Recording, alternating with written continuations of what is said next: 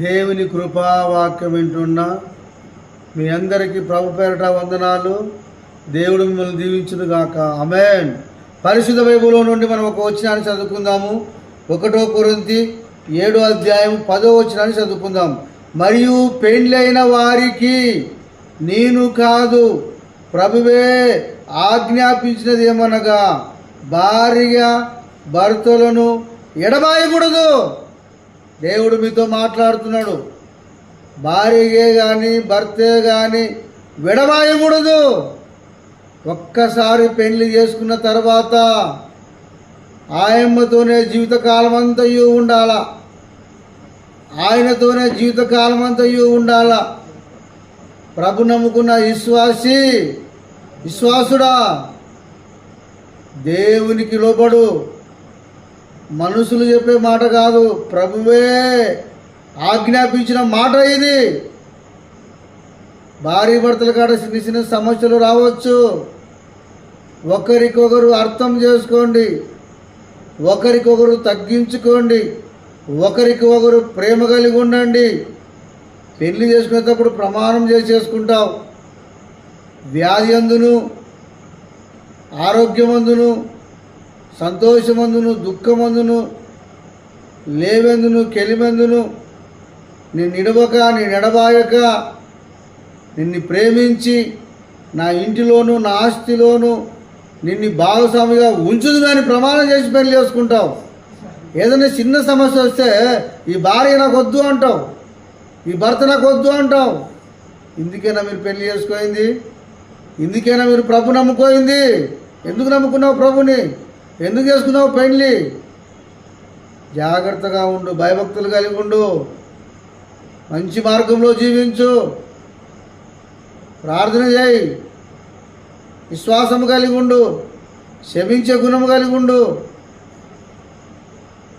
పురుషుడా, నువ్వు ఇంటికి యజమానుడివి, ఇంటికి నీ భార్యకు నువ్వు శిరస్సువి, ఇంటికి నువ్వు నాయకుడివి,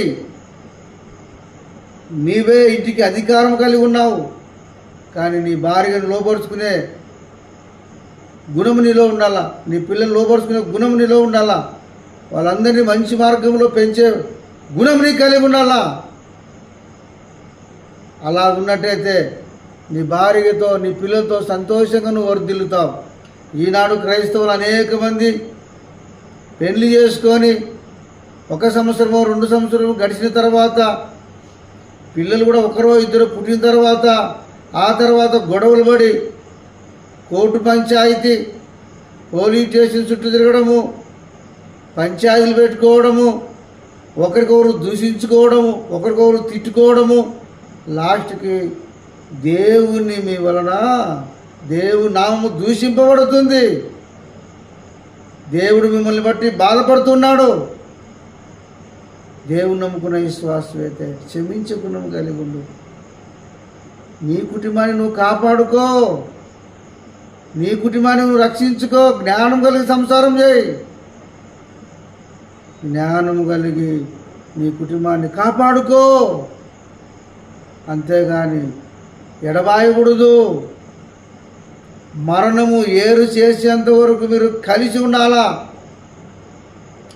నీ భార్య కూడా తన కుటుంబాన్ని, తన వంశస్థులను, తన కన్నవారిని అందరినీ కూడా వదిలిపెట్టేసి నువ్వే సర్వమని నీ దగ్గరికి వచ్చింది, నీ దగ్గర ఉంటుంది, పిల్లల్ని కంటుంది, కుటుంబాన్ని చూసుకుంటుంది, నిన్ను చూసుకుంటుంది. కాబట్టి నీ భార్యను కూడా నువ్వు జాగ్రత్తగా చూసుకో. స్త్రీ, నువ్వు కూడా నీ భర్తకి లోబడు, నీ భర్తకు విధేయత చూపించు, నీ భర్త మాట కూడా విను. ఇంటికి అవమానం తేకోకుండా దేవునికి మహిమకరంగా నువ్వు జీవించు.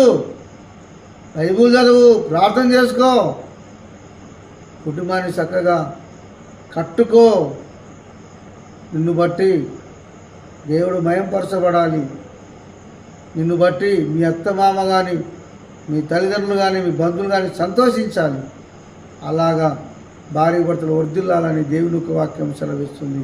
ఈ మాటలు దేవుడు దీవించును కాక. ఆమేన్. ప్రార్థన చేద్దాం. కళ్ళు మూసుకోండి.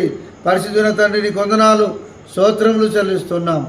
ప్రభా పెళ్ళైన వారు ఎన్నడూ తండ్రి విడిపోకూడదు, ఎడబాయకూడదు.